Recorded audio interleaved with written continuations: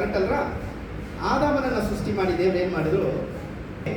ಒಳ್ಳೆಯ ತೋಟವನ್ನು ಕೊಟ್ಟು ಅಪ್ಪ ನೀನೇನು ಮಾಡು, ನೀನು ಈ ತೋಟದಲ್ಲಿ ಸುಖವಾಗಿ ಸಂತೋಷವಾಗಿ ಸಮಾಧಾನವಾಗಿ ಬದುಕು ಎಂಬುದಾಗಿ ಅವನಿಗೆ ಒಂದು ಉತ್ತಮವಾಗಿರುವಂಥ ತೋಟವನ್ನು ಮಾಡಿ ಅವನಿಗೆ. ಆದರೆ ಅವರಿಗೆ ಯಾವುದನ್ನು ಮಾಡಬಾರ್ದಂತ ಹೇಳಿದ್ರು ಅದನ್ನು ಮಾಡಿ ಪಾಪ ಮಾಡಿ ದೇವರ ಮಹಿಮೆಯನ್ನು ಕಳ್ಕೊಂಡ್ರು. ಆಮೇಲೆ ದೇವರು ಏನು ಮಾಡಿದ್ರು? ಹೋದ್ರೆ ಹೋಗ್ಲಿ ಅಂತ ಹೊರಗಡೆ ಕರೆದುಕೊಂಡು ಬಂದು ಅವರಿಗೆ ಅಲ್ಲಿ ಸೇತನ್ನು ಕೊಟ್ಟರು, ಹೊಸ ಸಂತತಿಯನ್ನು ಕೊಟ್ಟರು ಅಲ್ವಾ? ಅಲ್ಲಿ ನಾವು ನೋಡ್ತದೆ ಕಾಯಿನ್ ಮತ್ತು ಆಬೇಲನ್ನು ಕೊಟ್ಟರು. ಏಬೇಲನನ್ನು ಕಾಯಿನ್ ಏನು ಮಾಡಿಬಿಟ್ಟ? ಕೋಪಗೊಂಡು ಸಾಯಿಸ್ಬಿಟ್ಟ. ಅಲ್ಲಿಯೂ ಕೂಡ ಪಾಪ ಉಂಟಾಯಿತು, ಸಮಾಧಾನ ಇರಲಿಲ್ಲ. ಆಮೇಲೆ ದೇವರು ಸೇತ್ ಎಂಬುವಂಥ ಒಂದು ಸಂತತಿಯನ್ನು ಕೊಟ್ಟರು. ಅದರ ಮೂಲಕವಾಗಿ ಹೇಗಾದರೂ ಮಾಡಿ ಸಂತತಿಯನ್ನು ಹುಷಾರಾಗಿ ಕಾಪಾಡಿಕೊಳ್ಳ್ರಿ ಅಂತೇಳಿ ಬುದ್ಧಿವಾದವನ್ನು ಹೇಳಿ ಬಿಟ್ಟರು. ಆಮೇಲೆ ಆನೋಕನು ಕೂಡ 360 ವರ್ಷ ದೇವರೊಟ್ಟಿಗೆ ನೀತಿವಂತನಾಗಿ ಸಂಚರಿಸ್ತಾನೆ. ಆಮೇಲೆ ನಾವು ನೋಡ್ತೀವಿ 1000 ವರ್ಷಗಳ ನಂತರ ನೋಡ್ತೀವಿ ನೋಹನು ಹುಟ್ಟಿದಂಥ ಕಾಲದಲ್ಲಿ ಭಯಾನಕವಾಗಿರುವಂಥ ಪಾಪವು ಭೂಮಿಯ ಮೇಲೆ ಬಂತು. ಅಲ್ಲಿಯೂ ಕೂಡ ದೇವರು ಏನು ಮಾಡಿದ್ರು? ಮನುಷ್ಯರೊಟ್ಟಿಗೆ ನನ್ನ ಹೃದಯ ಏನು ಮಾಡೋದಿಲ್ಲ, ನನ್ನ ಆತ್ಮ ಹೋರಾಡೋದಿಲ್ಲ ಎಂಬುದಾಗಿ ಹೇಳಿ ನೋಹನಿಗೆ ಹೇಳಿದ್ರು, ನೋಹ ನೀನೊಂದು ಕೆಲಸ ಮಾಡಪ್ಪ, ನಾವೇನ ಕಟ್ಟಿಕೋ, ನಾನು ನಿನಗೆ ರಕ್ಷಣೆಯನ್ನು ಕೊಡ್ತೀನಿ ಅಂತ ಹೇಳಿದ್ರು. ನಾವೇನ ಕಟ್ಟಿದ, ಜಲಪ್ರಳಯ ಉಂಟಾಯಿತು. ಮನುಷ್ಯರು ಪಾಪ ಮಾಡಿ ಎಲ್ಲರೂ ಕೂಡ ಸತ್ತು ಹೋದರು. ಜಲಪ್ರಳಯದಲ್ಲಿ ಒಂದು ಕುಟುಂಬ ಮಾತ್ರ ಉಳಿಯಿತು. ಆದರೆ ನೋಹನ ಕಾಲದಲ್ಲಿ ನೋಹನ ಹೊರಗೆ ಬಂದಿದ್ದ ಕೂಡಲೇ ನೋಹನ 3ನೇ ಮಗ ಕಾನಾನನ ತಂದೆ ಅವನ ತಂದೆಯ ಮಾನವನ್ನ ಕಳೆದು ಪಾಪ ಮಾಡಿ ಆ ಸಂತತಿ ಕಾನಾನನ ಸಂತತಿಯಾಗಿ ಬದಲಾಗಿ, ಪಾಪದ ಸಂತತಿ, ಶಾಪದ ಸಂತತಿಯಾಗಿ ಬದಲಾಗಿ ದೇವರು ಬಹಳ ಬೇಸರಗೊಂಡ್ರು. ಮತ್ತೆ ಯಾಕೋ ಈ ಜನಾಂಗಗಳು ನಮ್ಮ ಮಾತೆ ಕೇಳ್ತಾ ಇಲ್ಲ ಅಂತೇಳಿ ಬೇಸರಗೊಂಡು ಒಬ್ಬ ವ್ಯಕ್ತಿಯನ್ನು ಕರೆದ್ರು. ಅವನ ಹೆಸರು ಅಬ್ರಹಾಮನನ್ನ ಕರೆದು ದೇವರು ಏನು ಮಾಡಿದ್ರು? ಅವನಿಗೆ ಸಂತತಿಯನ್ನು ಕೊಟ್ಟರು. ಅಬ್ರಹಾಮನಿಗೆ ಹೇಳಿದ್ರು ಬಲಿ ಈ ರೀತಿಯಾಗಿ ಕೊಡು ಎಂಬುದಾಗಿ ಹೇಳಿದ್ರು. ಆದರೆ ಬಲಿಯನ್ನು ಕೊಡುವಂಥ ಸಂದರ್ಭದಲ್ಲಿ ಸ್ವಲ್ಪ ಎಡವಿದ. ಅಲ್ಲಿಯೂ ಕೂಡ ನಾವು ನೋಡಿದ್ವಿ ಕೆಲವು ತಪ್ಪುಗಳು ಉಂಟಾಯಿತು. ಆದರೆ ದೇವರು ಅದನ್ನು ಕೂಡ ಕ್ಷಮಿಸಿ ಇಸಾಕನನ್ನು ಕೊಟ್ಟು ಮತ್ತೆ ದೇವರು ಏನು ಮಾಡಿದ್ರು? ಅವರಿಗೆ ಯಾಕೋಬನನ್ನು ಕೊಟ್ಟು ಯಾಕೋಬನ ಸಂತತಿಯ ಮೂಲಕವಾಗಿ ದೇವರು ಅಭಿವೃದ್ಧಿ ಪಡಿಸಬೇಕೆಂಬುದಾಗಿ 12 ಕುಲಗಳನ್ನು ದೇವರು ತೆಗೆದುಕೊಂಡರು. ಆದರೆ ಅವರು ಏನು ಮಾಡಿದ್ರು? ಅವರು ಐಗುಪ್ತ ದೇಶಕ್ಕೆ ಹೋಗಿ ಐಗುಪ್ತದಲ್ಲಿ ದಾಸರಾಗಿ ಬದುಕ್ತಾ ಇದ್ರು. ದೇವರು ಅವರು ಬಡ್ಕೊಳ್ತಾ ಇರುವಂಥದ್ದು ಆ ದಾಸತ್ವದಲ್ಲಿ ಇರೋದನ್ನ ನೋಡಿ ಬೇಸರಗೊಂಡು ದೇವರು ಏನು ಮಾಡಿದ್ರು? ಮೋಶೆಯನ್ನು ಕರೆದ್ರು. ಮೋಶೆ ಮುಖಾಂತರವಾಗಿ ದಸಾಜ್ಞೆಗಳನ್ನು ಕೊಟ್ಟು ಅವರಿಗೆ ಇನ್ನು ಮುಂದೆ ಆದರೂ ಈ ದಸಾಜ್ಞೆಯನ್ನ, ಈ ಧರ್ಮಶಾಸ್ತ್ರವನ್ನ ನೀವು ಪಾಲಿಸಿ ನೀತಿವಂತರಾಗಿ ನಡೆದುಕೊಳ್ಳ್ರಿ ಅಂತ ಹೇಳಿಕೊಟ್ಟು. ಪ್ರಿಯ ದೇವಜನರೇ, ಧರ್ಮಶಾಸ್ತ್ರವನ್ನು ಕೂಡ ನೋಡುವಾಗ ಧರ್ಮಶಾಸ್ತ್ರವನ್ನು ಕೂಡ ಅವರು ಪಾಲಿಸಲಿಕ್ಕೆ ಅವ್ರ ಕೈಲಾಗಲಿಲ್ಲ. ಕೊನೆಯದಾಗಿ ತನ್ನ ಮಗನನ್ನೇ ಲೋಕಕ್ಕೆ ಕಳಿಸಿಕೊಡ್ಬೇಕಾಗಿತ್ತು. ಯೇಸುವನ್ನೇ ಕಳಿಸ್ಕೊಡ್ಬೇಕಾಗಿತ್ತು. ಯೇಸು ಬಂದರು, ಹುಟ್ಟಿದ್ರು. 33.5 ವರ್ಷ ಕಾಲ ಸತತವಾಗಿ ಧರ್ಮಶಾಸ್ತ್ರವನ್ನು ಪಕ್ಕ ನೆರವೇರಿಸಿದ್ರು, ಪ್ರೀತಿಯಿಂದ ನಡೆದುಕೊಂಡ್ರು. ಆತನು ಈ ಲೋಕದಲ್ಲಿ ಪ್ರಾಣವನ್ನು ತ್ಯಜಿಸಿದರು.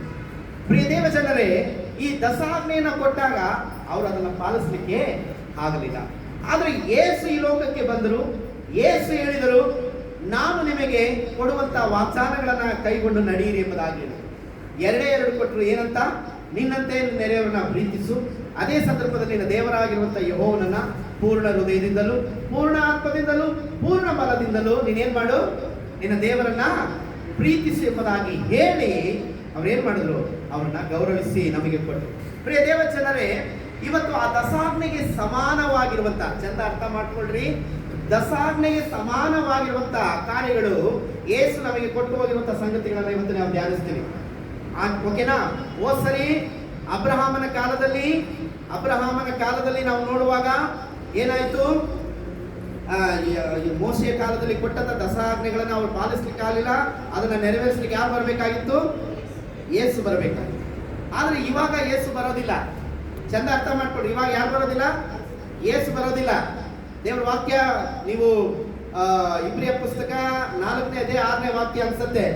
ಒಬ್ಬನು ಮಹಿಮಾ ಪದವಿಯನ್ನು ತಿಳಿದು ಮೇಲನ ಲೋಕದ ದಾನವನ್ನು ಪಡೆದು ಅವನು ಹಿಂಜಾರಿ ಹೋದ್ರೆ ಅವನಿಗೆ ಮತ್ತೆ ಯೇಸು ಒಂದು ಶಿಲುಬೆಯಲ್ಲಿ ಸಾಯುವುದಿಲ್ಲ ಅಂತ ದೇವರು ಹೇಳಿದ್ದಾರೆ. ಹಳೆ ಒಡಂಬಡಿಕೆಯ ಇಸ್ರಾಯೇಲರಿಗೆ ಯೇಸು ಹುಟ್ಟಿದರು ಧರ್ಮಶಾಸ್ತ್ರವನ್ನು ನೆರವೇರಿಸಲಿಕ್ಕೆ. ಆದರೆ ಈ ಕೃಪೆ ಕಾಲದಲ್ಲಿ ವಾಕ್ಯವನ್ನ ಕೈಗೊಂಡು ನಡೆಯದಿದ್ದರೆ ನಮಗೆ ಯಾರು ಬರೋದಿಲ್ಲ. ಇದು ಫಸ್ಟ್ ನಾವು ತಿಳ್ಕೋಬೇಕು, ಅರ್ಥ ಮಾಡ್ಕೊಳ್ರಿ. ಧರ್ಮಶಾಸ್ತ್ರವನ್ನ ನೆರವೇರಿಸಲಿಕ್ಕೆ ಯಾರು ಬಂದಿದ್ದು? ಹೇಳ್ಬೇಕು ನೀವು. ಯೇಸು ಬಂದ್ರು. ಆದ್ರೆ ಕೃಪೆ ಕಾಲದಲ್ಲಿ ಯೇಸು ಕೊಟ್ಟಂತ ವಾಗ್ದಾನಗಳನ್ನ ನೆರವೇರಿಸಲಿಕ್ಕೆ ಯಾರು ನೆರವೇರಿಸಬೇಕು? ನೀವು ಮತ್ತೆ ನಾವು. ನಮಗೆ ಬದಲಾಗಿ ಬೇರೆ ಯಾರಾದ್ರೂ ನೆರವೇರಿಸಲಿಕ್ಕೆ ಬರ್ತಾರಂತ ಕಾಯ್ಬೇಡ್ರಿ. ಇದು ಬಹಳ ಮೂರ್ಖತನ. ಅದಕ್ಕಾಗಿ ದಸಾಜ್ಞೆಗೆ ಸಮಾನವಾಗಿರುವಂತ ಕಾರ್ಯಗಳು ಈ ಕಾಲದಲ್ಲಿ ನಮಗೆ ಏನು ಕೊಟ್ಟಿದ್ದಾರೆ ಎಂಬುದನ್ನ ನಾವು ನೋಡೋಣ. ದಸಾಜ್ಞೆಯಲ್ಲಿ ನೀವು ವಿಮೋಚನೆ ಕಾಂಡ 20ನೇ ಅಧ್ಯಾಯ, ಅದರಲ್ಲಿ ನೀವು ತೆಗೆದುಕೊಳ್ಳಬೇಕಾಗಿರುವಂತಹ ಸಂಗತಿ 3ನೇ ವಾಕ್ಯ. ಅಲ್ಲಿ ಏನ್ ಹೇಳ್ತದೆ? ದಸಾಜ್ಞೆಯಲ್ಲಿ ಮೊದಲನೇ ವಾಕ್ಯ ಏನು? ನಾನಲ್ಲದೆ ನಿಮಗೆ ಬೇರೆ ದೇವರುಗಳು ಇರಬಾರದು. ಕರೆಕ್ಟಾ? ಯಾರಲ್ಲದೆ? ನಾನಲ್ಲದೆ ಈ ಲೋಕದಲ್ಲಿ ನಿಮಗೆ ಬೇರೆ ದೇವರುಗಳು ಇರಬಾರದು ಎಂಬುದಾಗಿ ಹೇಳಿದ್ರು. ಪ್ರಿಯ ದೇವ ಜನರೇ, ನಾನಲ್ಲದೆ ಈ ಲೋಕದಲ್ಲಿ ಬೇರೆ ದೇವರುಗಳು ಇರಬಾರದು ಎಂಬುದಾಗಿ ಹೇಳಿದ್ರು. ಆದ್ರೆ ಏನ್ ಮಾಡಿದ್ರು? ಇಸ್ರಾಯೇಲ್ರು ಬೇರೆ ದೇವರುಗಳನ್ನೇ ಪೂಜಿಸಿದ್ರು ಅಲ್ವಾ? ಐಗುಪ್ತದಿಂದ ತಂದಂತ ದೇವರುಗಳನ್ನ ಪೂಜಿಸಿದ್ರು, ಕಾನಾನಿಯರ ದೇವರುಗಳನ್ನ ಪೂಜಿಸಿದ್ರು ಅಲ್ವಾ? ಈ ರೀತಿಯಾಗಿರುವಂತ ಮೋಹಾಬಿರ ದೇವರುಗಳನ್ನ ಪೂಜಿಸಿದ್ರು. ಈ ರೀತಿಯಾಗಿರುವಂತ ಬೇರೆ ಅನ್ಯ ಜನರ ದೇವರುಗಳನ್ನ ಪೂಜಿಸಿದ್ರು. ಐಗುಪ್ತರ ದೇವತೆಗಳನ್ನ ಪೂಜಿಸ್ತಾ ಬಂದ್ರು. ಪ್ರಿಯ ದೇವ ಜನರೇ, ಅದಕ್ಕೆ ಸಮಾನವಾಗಿರುವಂತ ಕಾರ್ಯ ನಮಗೆ ಏನ್ ಕೊಡಲ್ಪಟ್ಟಿದೆ? ಅದಕ್ಕೆ ಸಮಾನವಾಗಿರುವಂತ ನಮಗೆ ಏನ್ ಕೊಡಲ್ಪಟ್ಟಿದೆ ಎಂಬುದಾಗಿ ನೋಡುವಾಗ ಗಲಾತ್ಯ ಪುಸ್ತಕ 1ನೇ ಅಧ್ಯಾಯ 6ರಿಂದ 8ನೇ ವಾಕ್ಯವನ್ನ ಓದುವಾಗ, ಇವತ್ತು ನಾವು ಅದೇ ರೀತಿಯಾಗಿರುವಂತಹ ಸ್ಥಿತಿಯಲ್ಲಿದ್ದೇವೆ. ಚಂದ ಅರ್ಥ ಮಾಡ್ಕೊಳ್ರಿ. ಕ್ರಿಸ್ತನ ಕೃಪೆಯಿಂದ ನಿಮ್ಮನ್ನು ಕರೆದಾತನನ್ನು ನೀವು ಇಷ್ಟು ಬೇಗನೆ ಬಿಟ್ಟು ಬೇರೆ ಸುವಾರ್ತೆಯನ್ನ ಹಿಡಿದಿರುವುದಕ್ಕೆ ನಾನು ಏನ್ ಮಾಡ್ತಾ ಇದ್ದೀನಿ? ಆಶ್ಚರ್ಯ ಪಡುತ್ತಾ ಇದ್ದೇನೆ. ಅದು ಸುವಾರ್ತೆಯೇ ಅಲ್ಲ. ಆದರೆ ಕೆಲವರು ನಿಮ್ಮಲ್ಲಿ ಭೇದವನ್ನು ಹುಟ್ಟಿಸಿ ಕ್ರಿಸ್ತನ ಸುವಾರ್ತೆಯನ್ನು ಮಾರ್ಪಡಿಸುವುದಕ್ಕೆ ಅಪೇಕ್ಷಿಸುತ್ತಾ ಇದ್ದಾರೆ. ಆದರೂ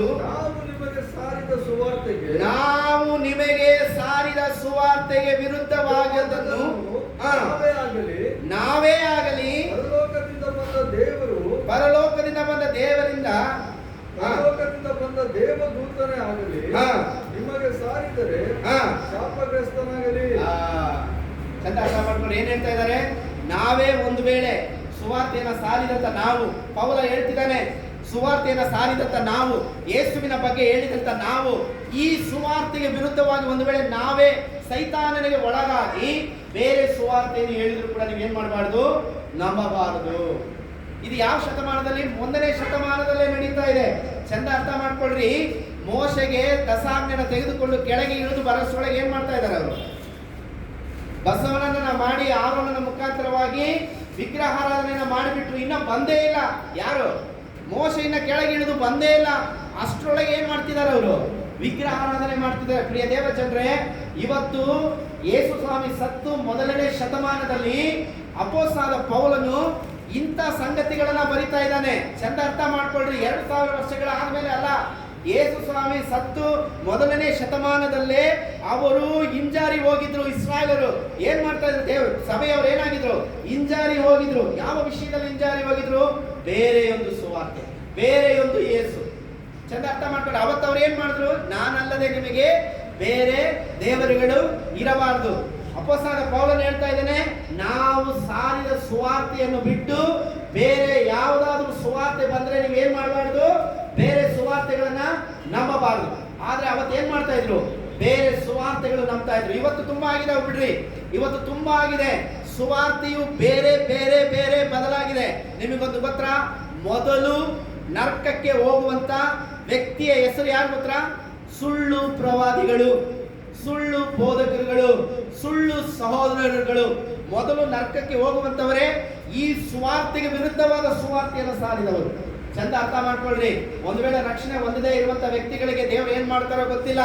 ಆದ್ರೆ ಸತ್ಯವನ್ನ ತಿಳಿದು ವಾಕ್ಯವನ್ನ ನಿಮಗೆ ಸಾರಿ ಯಾವುದೋ ಒಂದು ಹಣದ ಆಸೆಗಾಗಿ, ಯಾವುದೋ ಒಂದು ವಸ್ತುಗಳಿಗಾಗಿ ಆಸೆ ಪಟ್ಟು ಬೇರೆಯೊಂದು ಸುವಾರ್ತೆಯನ್ನ, ಲಘುವಾದ ಸುವಾರ್ತೆಯನ್ನ ಹೇಳಿ ಜನರನ್ನ ಭಕ್ತಿಯಿಂದ ಕೆಳಗೆ ತಳ್ಳುವಂತ ವ್ಯಕ್ತಿಗಳಿಗೆ ಮೊದಲನೆಯ ಶಿಕ್ಷೆ. ಚಂದ ಅರ್ಥ ಮಾಡ್ಕೊಳ್ರಿ. ಇದೆಯಾ? ನಾನಲ್ಲದೆ ನಿಮಗೆ ಬೇರೆ ದೇವರುಗಳು ಇರಬಾರದು. ಪೌಲ ಏನ್ ಹೇಳ್ತಾನೆ? ನಾವು ಸುವಾರ್ತೆಯನ್ನು ಸಾರಿದ ಸುವಾರ್ತೆಯನ್ನು ಬಿಟ್ಟು ಬೇರೆ ಸುವಾರ್ತೆ ಸಾರು. ಹಾಗಾದ್ರೆ ನಾವುಗಳು ಕೂಡ ಆಜ್ಞೆಯಲ್ಲಿ ಬರೆಯಲ್ಪಟ್ಟಿರುವಂತಹ ಸಂಗತಿಗಳು ನಮಗೂ ಕೂಡ ತಾಕುತ್ತದೆ ಎಂಬುದನ್ನ ತಿಳಿದುಕೋಬೇಕು. ಪ್ರಿಯ ದೇವ ಜನರೇ, ವಾಕ್ಯ ಓದಬೇಕು, ಅದಕ್ಕೆ ನಾವು ಪ್ರಾರ್ಥನೆ ಮಾಡಬೇಕು. ಅದಕ್ಕೆ ವಾಕ್ಯ ಗೊತ್ತಿಲ್ಲ ಅಂದ್ರೆ ಪಾಸ್ಟರ್ ಹತ್ರ ಕೇಳ್ರಿ. ವಾಕ್ಯ ಒಂದ್ಸರಿ ಅರ್ಥ ಆಗ್ಲಿಲ್ಲ 10 ಸಾರಿ ವಾಕ್ಯ ಓದ್ರಿ. ಆ ವಾಕ್ಯ ನಿಮಗೆ ಅರ್ಥ ಆಗುವ ತನಕ ಓದ್ರಿ. ಅದನ್ನ ಬಿಟ್ರೆ ಬೇರೆ ಸುವಾರ್ತೆಯಿಂದ ನಾವು ಮೋಸ ಹೋಗ್ತೀವಿ. ಕರೆಕ್ಟಾ? ಬೇರೆ ಸುವಾರ್ತೆಯಿಂದ ನಾವೇನಾಗ್ತೀವಿ? ದೇವರು ಹೇಳಿದ್ರೆ, ನಾನಲ್ಲದೆ ನಿಮಗೆ ಬೇರೆ ದೇವರುಗಳು ಇರಬಾರದು. ಹೊಸ ಒಡಂಬಡಿಕೆಯಲ್ಲಿ ನಾವು ಸಾರಿದಂತ ಸುವಾರ್ತೆಯನ್ನು ಹೊರತು, ತಂದೆ ಮಗ ಪವಿತ್ರಾತ್ಮನನ್ನು ಹೊರತು ಬೇರೆ ಯಾವುದಾದ್ರೂ ಸುವಾರ್ತೆ ಬಂದ್ರೆ ನೀವು ಏನ್ ಮಾಡಬಾರ್ದು? ನಂಬಬಾರದು. ಹಲ್ಲೆಲೂಯಾ. ಕರೆಕ್ಟಾ? ಅದೇ ರೀತಿಯಾಗಿ ಎರಡನೆಯದಾಗಿ ನಾವು ನೋಡ್ತೀವಿ ಪ್ರಿಯ ದೇವಜನರೇ, ಎರಡನೇ ಸಂಗತಿ ವಿಮೋಚನ ಕಾಂಡ, ಅದರಲ್ಲಿ 20ನೇ ಅಧ್ಯಾಯ, ಅದರಲ್ಲಿ 4ನೇ ವಾಕ್ಯವನ್ನು ನೀವು ಓದುವಾಗ, ಯಾವ ಮೂರ್ತಿಯನ್ನು ಮಾಡಿಕೊಳ್ಳಬಾರದು. ಯಾವ ಮೂರ್ತಿಯನ್ನು ನೀವು ಮಾಡಿಕೊಳ್ಳಬಾರದು. ಆಕಾಶದಲ್ಲಾಗಲಿ ಭೂಮಿಯಲ್ಲಾಗಲಿ ಭೂಮಿಯ ಕೆಳಗಣ ನೀರಿನಲ್ಲಾಗಲಿ ಭೂಮಿಯ ಕೆಳಗಿನ ನೀರಿನಲ್ಲಾಗಲಿ ಇರುವ ಯಾವುದಾದರೂ ರೂಪವನ್ನು ಮಾಡಿಕೊಳ್ಳಬಾರದು. ಇರುವ ಯಾವುದೇ ರೂಪವನ್ನು ನೀವು ಮಾಡಿಕೊಳ್ಳಬಾರದು. ಕರೆಕ್ಟಾ? ಇದು ಎರಡನೇದೇನಂದ್ರಿ? ಯಾವ ಮೂರ್ತಿಯನ್ನು, ಮೂರ್ತಿ ಅಂದ್ರೆ ಏನು? ವಿಗ್ರಹ ಅಲ್ವಾ? ಯಾವ ರೂಪವನ್ನು ನೀವು ಮಾಡಿಕೊಳ್ಳಬಾರದು. ಹಾಗಾದ್ರೆ ಇವತ್ತು ನಾವು ಹೊಸ ಒಡಂಬಡಿಕೆಯಲ್ಲಿ ಏನದ್ರ ಅರ್ಥ ನೀವು ತೆಗೆದುಕೊಂಡ್ರೆ, ಕೊಲೋಸ್ಯ ಪುಸ್ತಕ 3ನೇ ಅಧ್ಯಾಯ, ಅದರಲ್ಲಿ 5ರಿಂದ 6ನೇ ವಾಕ್ಯದಲ್ಲಿ ವಿಗ್ರಹಾರಾಧನೆಗೆ ಸಮಾನವಾಗಿರುವಂತಹ ಕಾರ್ಯಗಳು ಇವತ್ತು ನಾವು ಕೈಗೊಂಡು ನಡೀತಾ ಇದ್ದೀವಿ. ಅದು ಯಾವುದಂತ ನೋಡುವಾಗ ತೆಗೆದುಕೊಳ್ಳಿ. 3ನೇ ಅಧ್ಯಾಯ 5ರಿಂದ 6ನೇ ವಾಕ್ಯ. ಆದದರಿಂದ ಭೂ ಸಂಬಂಧವಾದ ಭಾವಗಳನ್ನು ಸಾಯಿಸಿರಿ.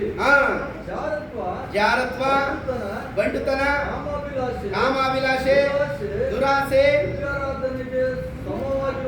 ವಿಗ್ರಹ ಆರಾಧನೆಗೆ ಸಮವಾಗಿರುವ ಲೋಪ, ಇವುಗಳನ್ನ ಏನ್ ಮಾಡ್ಬೇಕು? ನೀವು ಪ್ರಿಯ ದೇವ ಜನರ ಚಂದ ಅರ್ಥ ಮಾಡ್ಕೊಳ್ರಿ. ಯಾವುದಕ್ಕೆ ಸಮಾನವಾಗಿದೆಯಂತೆ? ವಿಗ್ರಹ ಆರಾಧನೆಗೆ ಸಮವಾಗಿದೆ. ಅಂದ್ರೆ ಏನು? ಅಂದ್ರೆ ಈ ಲೋಕದಲ್ಲಿ ವಸ್ತುಗಳ ಮೇಲೆ, ಅಂದ್ರೆ ಭೂ ಸಂಬಂಧವಾದ ಕಾರ್ಯಗಳ ಮೇಲೆ ವಿಗ್ರಹ ಆರಾಧನೆಗೆ ಸಮಾನವಾಗಿರುವಂತ ಲೋಭ.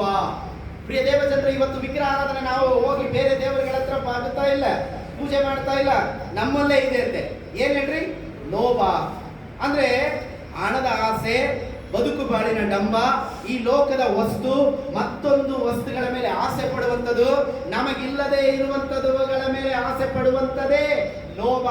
ಹಾಗಾದ್ರೆ ಪ್ರಿಯ ದೇವಜನರೇ, ಇವತ್ತಿನ ವಿಗ್ರಹ ಯಾವುದಂದ್ರೆ ನಮ್ಮದಲ್ಲದೇ ಇರುವುದನ್ನು ಅಪೇಕ್ಷಿಸ್ತೀವಲ್ಲ, ಅದು ವಿಗ್ರಹ. ಲೋಭಗಳ ಮುಖಾಂತರವಾಗಿ ಬದುಕು ಬಾಳಿನ ಡಂಬ ನಮ್ಮ ಜೀವಿತದಲ್ಲಿ ನಾವು ದೇವರ ಮೂರ್ತಿಯನ್ನ ಮಾಡಿ, ಅವತ್ತು ಅವರು ದೇವರಿಗೆ ವಿರುದ್ಧವಾಗಿ ಪಾಪ ಮಾಡಿದ್ರು.